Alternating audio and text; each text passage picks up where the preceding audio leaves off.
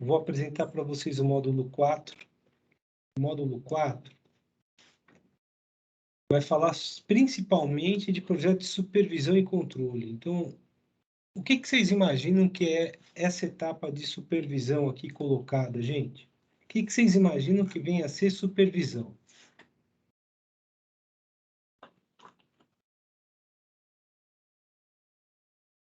Ó, tem 2 alunos, eu posso perguntar pessoalmente, tá? Vinícius, diz aí, supervisão, o que é isso? Olha, professor, acho que para ver se está tudo correndo bem, né? Eu acho que, tipo, sei lá, para ver se está tudo. Eu não sei explicar direito, não, mas, tipo, algum tipo de. Para ver se o sistema de controle da automação está tudo certo. Eu acho que é isso. Tipo, alguma. É monitoramento remoto. Isso é a palavra que eu queria. O termo Para mim, hoje muito se fala em sistema cyberfísico, tá? Mas sistema cyberfísico nada mais é do que um outro termo para supervisão. Fala, Matheus. Thales, desculpa. para mim era ter redundância no projeto de controle. A verdade é o seguinte: as redundâncias ficam no próprio controle, tá? Eu vou colocar aqui os intertravamentos. É assim que eles chamam. A redundância normalmente está no intertravamento. Você garante que tal operação só começa se tal coisa acontecer. E eu vou dar um exemplo aqui, que vocês vão ver que tem um caso em que eu tenho que esperar tal situação estar para que, apertado um botão, eu inicie o processo. Só que a supervisão nada mais é do que eu acessar remotamente os dados, normalmente era isso, eu acessar os dados do sistema de controle. Quando eu falo de sistema de controle, a gente está falando de CLP. Todo mundo entende controle com CLP? Tudo certo até aqui? Sim, tudo certo. Então, quando eu falo controle, é um CLP. A aula de hoje, por exemplo, se eu fosse colocar um controle proporcional, hoje em dia a gente ia colocar um CLP.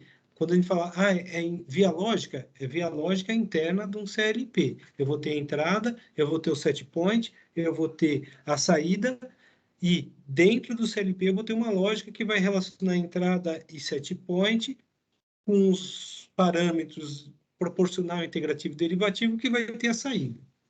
A supervisão, e eu falei isso em umas aulas para trás, eu falei isso nessa aula aqui, gente. Só que, para mim, não estava tão claro. Eu falei na aula de supervisão. Tá? Aqui a gente vê introdução ao sistema supervisório. Então, tem o nível do controle aqui, os dispositivos de controle, ou seja, o CLP, e o nível de supervisão, que nada mais é do que o monitoramento remoto de cada um dos CLPs. Então, eu vou pegar cada um dos CLPs e vou me conectar com eles e visualizar isso remotamente. Esse monitoramento remoto se dá por meio de rede de comunicação. E a supervisão normalmente é monitorar os parâmetros, mas tem uma questão da supervisão que é comandar remotamente o sistema. E é esse o enfoque que a gente vai ter agora aqui. Como é que tem que ser o meu programa de controle para que um supervisório possa atuar remotamente nele? Tá claro o que a gente vai tratar nesse módulo? Alguma pergunta? Por enquanto, tem uma não, professor. Beleza. Ó, a gente tem um índice, lista de ilustrações. O objetivo é capacitar o aluno no projeto de sistemas de supervisão e controle de sistemas e eventos discretos pela modelagem Graph7. Então, a gente já vai identificar na modelagem Graph7 quais são os itens que vão ser remotamente comandados pelo supervisório. E vocês vão entender, quando eu mostrar o exemplo, quais são as etapas, desculpa, quais são as variáveis do CLP que a gente vai ter acesso pelo supervisório e quais a gente não vai ter acesso pelo supervisório. Só que as variáveis do CLP, para eu ter acesso, eu posso replicar uma entrada, por exemplo, num tipo de variável que o supervisório acessa. E aqui tem uma introdução falando da teoria de controle supervisório de Vogt. Essa teoria é uma teoria formal, mas ela distingue o sistema a ser controlado da planta do controlador. E fala que para que eu possa atuar no sistema, eu tenho que ter atuadores. Para que eu possa perceber o sistema, eu tenho que ter sensores. Parece simples, mas não é. Então, os eventos que o supervisor, que a gente trabalha como controlador, ele chama de supervisor. Os eventos precisam ser entradas da nossa planta por meio de sensores no supervisório. As habilitações são saídas do nosso supervisório por meio de atuadores na planta. Eu não consigo alterar o estado da minha planta se eu não tiver a habilitação adequada para isso. E se eu não perceber o estado da forma mais adequada. Eu posso ter um supervisório para N plantas, tá? Agora eu falo do sistema de supervisão e controle industrial, e ele é visto como uma pirâmide. Desde os sensores e atuadores, passando pelo CLP, e aqui a gente está no nível de controle, antes nos dispositivos de campo, vai para o nível de supervisão, que é um workstation, um PC, uma interface homem-máquina, para daí ir para o gerenciamento da planta e gerenciamento corporativo. A automação industrial chega nesse nível aqui. Não deu e não dá para a gente fazer uma atividade prática da montagem de um supervisório. Se as aulas fossem presenciais, vocês iriam montar um supervisório, mas não dá. Eu ainda não entendi como é que a gente faz isso remotamente. Aqui fala dos sistemas supervisórios, das arquiteturas de rede, e basicamente a gente vai trabalhar em arquitetura cliente-servidor.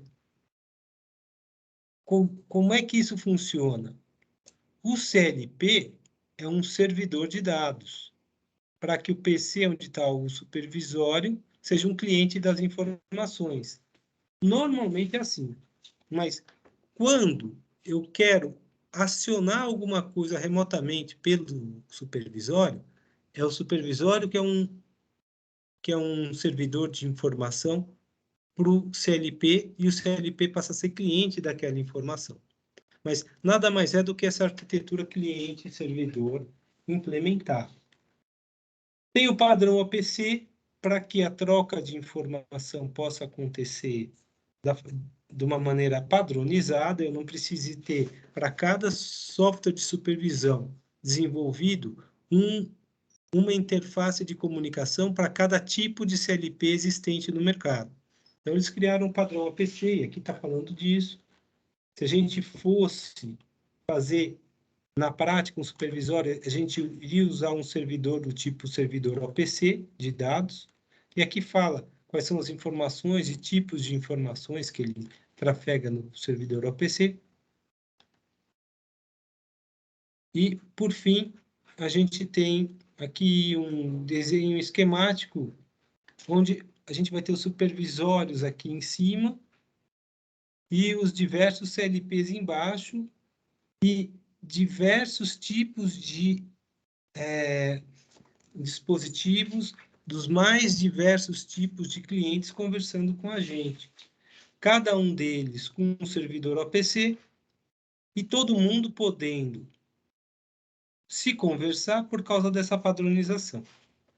Tem pontos positivos, como eu acabei de falar, mas tem pontos negativos. Se essa rede cai, eu tenho que reiniciar todo o servidor OPC manualmente para que o supervisório volte a funcionar naturalmente. Se eu estiver trabalhando diretamente do supervisório, comunicando diretamente com o dispositivo, toda vez que a rede cai, ele automaticamente se reconecta com o dispositivo.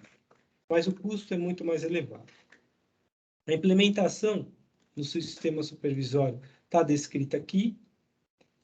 E o que é importante é que toda e qualquer memória interna do CLP é passível de monitoramento.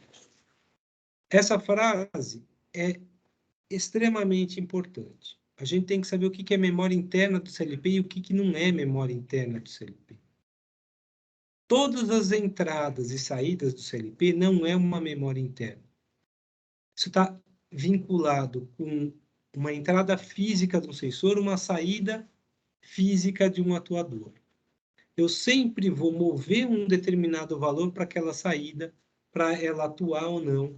Eu sempre vou pegar o valor daquela entrada e mover para uma posição interna, para saber se ela é válida ou não. O que eu estou querendo dizer com isso? Toda vez que a gente abre o SPDSW, por exemplo, e vai colocar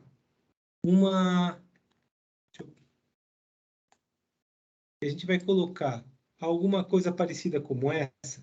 Olha, R2, liga R13, R3, desliga R13, e aqui deveria ser R13. E R13 mantém ele ligado, tá? Quando eu coloco isso daqui, os R's eu já sei que são memórias internas. Porque quando eu entro no CLP, ele fala o que é contato auxiliar. Isso significa que é uma memória interna. Memória interna inteira, tá vendo? Memória interna real. Essas três memórias eu consigo visualizar por meio de um supervisório. Agora, entrada digital, eu não visualizo pelo supervisório, a menos que eu tenha alguma linha aqui que coloque o I0 replicado, por exemplo, no R4. Aí é cópia do I0. Pelo supervisório, eu vou ler a cópia do I0, mas eu não vou ler o I0. As saídas OS, eu também não sei os valores. A menos que eu coloque uma lógica aqui ligando um R5 e eu coloque cópia do A+. E eu coloco o R5 acionando o O0, que é o A+. Assim, replicando tudo isso em memória interna, eu consigo monitorar pelo supervisor. Esse primeiro ponto, de que a gente só consegue visualizar no supervisório os contatos internos do CLP, ficou claro para vocês? Sim, professor. Sim, professor. Porque, bem, ok, deixa eu fechar isso aqui, deixa eu tirar isso daqui. Esse é o primeiro ponto. Então, se eu quero monitorar alguma coisa, eu tenho que jogar aquilo que eu quero monitorar numa memória interna do CLP. E aí eu falo, ó, nesse sentido, para monitorar sensores, sejam entradas digitais ou analógicas do CLP, é necessário copiar as entradas em memórias locais, booleanas, inteiras ou reais. Agora, e o comando remoto? Para o comando remoto, é preciso que a memória interna esteja livre de atribuições pelo CLP, ou seja, que a memória não esteja colocada em qualquer atribuição. O que você quer dizer com isso? Olha, gente, o R13, aqui é um contato, aqui é um relé. Eu estou atribuindo ao R13 um determinado valor. Toda vez que esse programa do CLP rodar, ele vai, nessa linha, seguir a lógica para ver se ele liga ou desliga o R13. Se eu tentar remotamente alterar o valor de R13, não vai fazer diferença nenhuma, porque o controlador, quando chegar nessa linha, vai desconsiderar o que o supervisório mandou e vai seguir essa lógica para ver se ele aciona ou desaciona o R13. Então, o supervisório é incapaz de alterar o estado de R13. Porque existe uma bobina, um relé relacionado a ele, atribuindo um valor a ele aqui. Isso ficou claro, pessoal? Sim, professor. Então, se eu quiser acionar alguma coisa pelo supervisório, eu tenho que colocar um contato aqui que não tenha um relé deste lado.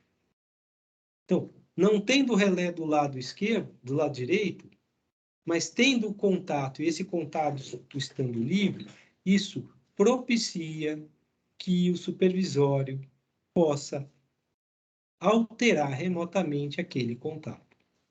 Eu vou deixar isso aí mais claro para vocês. Vamos pegar um exemplo e vamos fazer esse exemplo. Esse exemplo está disponível para vocês, tá? Não, nem adianta. Esse aqui. Eu vou ter que mudar a configuração de exibição aqui. Deixar esse aqui como isso.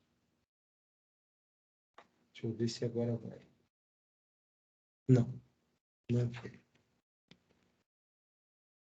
Bem, eu tenho dois cilindros, A e B, fins de cursos A0 e A1, B0 e B1.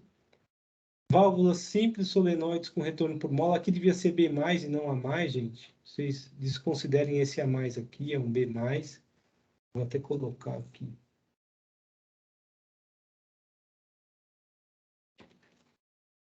Deixa eu diminuir. Vou colocar um fundo branco. E vou mudar de lugar isso aqui.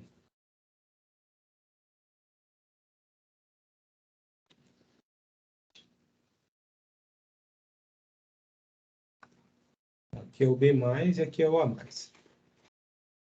E a sequência é: o A avança, o B avança, o B recua, o A recua. Esse aqui é o grafisete correspondente. Estado inicial, todo mundo recuado. Transição 0. Supervisório liga remotamente e eu tenho que estar com o B recuado. Vai avançar o A. A saída é A+. Transição 1. Chega em A1. Avança B. Tá vendo? A+ e B+. Para que ambos estejam acionados aqui quando B avançar. Transição 2. B terminou de avançar. Chegou em B1. Recua B. Só tem o A+ aqui. Transição 3. Aqui seria não A0, mas sim B0. Aqui em cima é A0 e aqui embaixo é B0. Deixa eu arrumar isso aí também.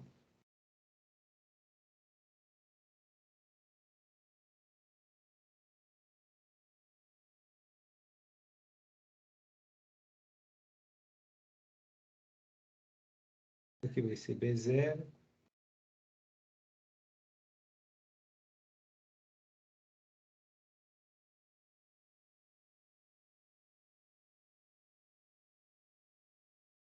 E aqui vai ser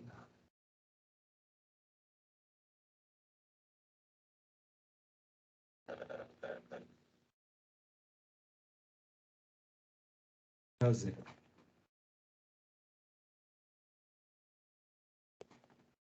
O próximo também vai ter que alterar. No próximo slide aqui. Mas essa aqui é a sequência. Então, se o A estiver recuado e o supervisório for acionado, avança A, chegou em A1, avança B, chegou em B1, recua B, chegou em B0, estado inicial, ou seja, o A recua. A gente vai criar as tabelas. Tabela de transição. Transição T0 vai ser a memória interna R0. Transição T1, R1 até T3, R3.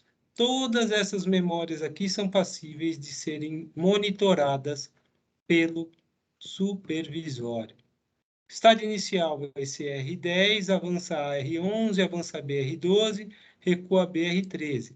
Todas essas são monitoradas pelo supervisório. Receptividade. Tem o supervisório. Eu deixei ele aqui como receptividade remota. As outras receptividades são entradas digitais do CLP. A0 eu vou chamar de I0, A1 e 1, B0 e 2, B1 e 3. As ações. A mais é uma saída digital do CLP e B mais, saída digital do CLP-O1. Tanto as saídas digitais quanto as entradas digitais não são monitoradas e nem acessadas pelo supervisório. A gente tem que colocar uma memória interna. E o supervisório é igualzinho um botão, ou seja, 0 e 1. A memória interna para 0 e 1 é do tipo R. A memória do tipo R que eu vou usar aqui vai ser a R20. E aí, com exceção desse B0 e A0 aqui, gente, que aqui deveria ser A0 e aqui deveria ser B0, a gente cria o graph7 modificado, seguindo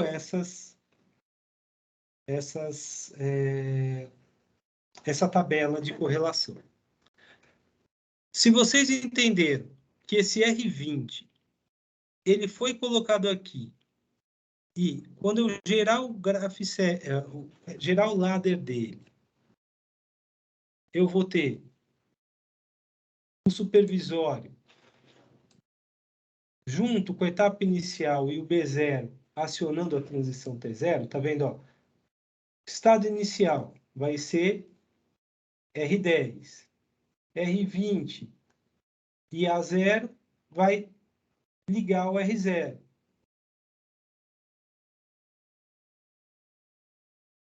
É isso aqui que a gente vê. Etapa inicial, supervisório B0 liga a transição 0. Ou, se eu colocar R10 e R20, junto com o I2 é o B0. Não, isso aqui tem que ser o A0. Então, vamos colocar aqui o I0. Esse aqui é o I2. Pronto, já arrumei. Etapa inicial, supervisório A0, liga a transição 0. Avança A, estado avança A, e A1 liga a transição T1, e assim sucessivamente. Etapa inicial, quando nenhuma etapa tiver habilitada, eu ligo a etapa inicial. A transição 3 liga. A transição 3 liga o estado inicial e a 0 desliga o estado inicial. Tá vendo? Transição 3 liga, transição 0 desliga e etapa inicial mantém ela ligada. Tá vendo? R3 liga, R0 desliga, R10 mantém ligado. E todas as outras são assim, R0 liga, R1 desliga e R11 mantém R11 ligado. R1 liga, R2 desliga, R12 mantém R12 ligado. R2 liga, R3 desliga e R13 mantém ele desligado. Então, eu consigo monitorar todos esses R's, mas eu só consigo alterar o R20, porque o R20 não tem nenhum relé vinculado a ele. A única coisa que o R20 possui no programa é um contato lógico. Isso ficou claro, gente? Sim, professor, deu para entender. Note, Vinícius, que esse sistema aqui só é acionado remotamente. Ele não é acionado de outra forma que não remotamente. Alguém tem que ligar o R20 obrigatoriamente. E isso vai ser feito usando um servidor OPC, disponibilizando o R20 para que um cliente OPC vinculado a um supervisório possa alterar o valor dele de 0 para 1. Quando o supervisório muda o valor dele, esse contato se fecha e inicia o processo. Se você entendeu isso, se esse exemplo está claro para vocês, deixa eu tirar esse aqui daqui. Então, dá para fazer o terceiro exercício, o relatório, que é o sistema de supervisão não é para os dois exercícios, para o exercício de graph7 do módulo anterior, que é o das peças fundidas. As peças fundidas têm que ser submetidas em suas extremidades a jatos de areia. As peças são colocadas manualmente no dispositivo de fixação. Então, alguém vem aqui e coloca essa peça aqui. A fixação pelo cilindro A das peças só ocorre quando um comando remoto, via supervisório, é recebido em conjunto com um sensor de presença de peça. Então, aqui tem que ter um sensor de presença de peça, que vai dizer se a peça está ou não está aqui, e tem que ter um comando remoto via supervisório. Acabei de ensinar para vocês o que é um comando remoto via supervisório. Então, o que muda o exercício é isso, tá? É essa parte do módulo 3. Depois é tudo igual. O cilindro B abre por um tempo pré-determinado, 5 segundos, a válvula do jateador. O cilindro B é esse aqui. Após esse tempo, o cilindro B fecha a válvula e o cilindro C desloca o jateador até outra posição de trabalho. Repete-se a operação de jateamento. Depois de efetuar essa operação, a haste do cilindro C retorna à posição inicial. O cilindro A solta a peça que pode ser retirada do dispositivo. E aqui está a ilustração. Pede para montar o Graphiset e transforme o mesmo em ladder implementando no CLP da bancada. A gente não vai implementar. Destaque como esse programa possibilitará o comando remoto via supervisório. Destaca para mim o que é que propicia o comando supervisório. E está aqui a bibliografia. Alguma dúvida, gente, do que é que vocês têm que fazer no módulo 4? Não, professor, não é dúvida, não. É só pegar o que nós fez no módulo passado e adicionar o supervisor, né? Sim, é isso mesmo. Então tá tranquilo, então. Perfeito. Então, se isso aí está claro, na verdade, não é acrescentar o supervisório, é fazer com que o comando de atuação seja remoto via supervisório. É isso. Ah, tá. Sim. Isso vocês vão fazer facilmente. Isso aí não é difícil de fazer, não.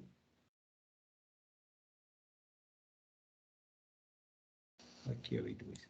Eu vou atualizar os documentos que eu deixei aqui. Então, esses 2 documentos aqui, eu vou alterar para eles ficarem corretos, porque eu tinha alterado o valor de A0 e B0, lembra? E vou colocar novamente isso para vocês, caso vocês tenham alguma dúvida. Espero que o Nicolas possa assistir essa aula e, se tiver alguma dúvida, me perguntar. Ok, gente? Alguma pergunta? Professor, para que dia mesmo o relatório desse módulo? Esse módulo é daqui a 2 semanas. Ok. É junto com a prova. Então, você se organiza aí para não ter que sair correndo fazendo isso. Ah. Tá bom? Certinho, professor. Beleza. Então, gente, deixa eu parar a gravação.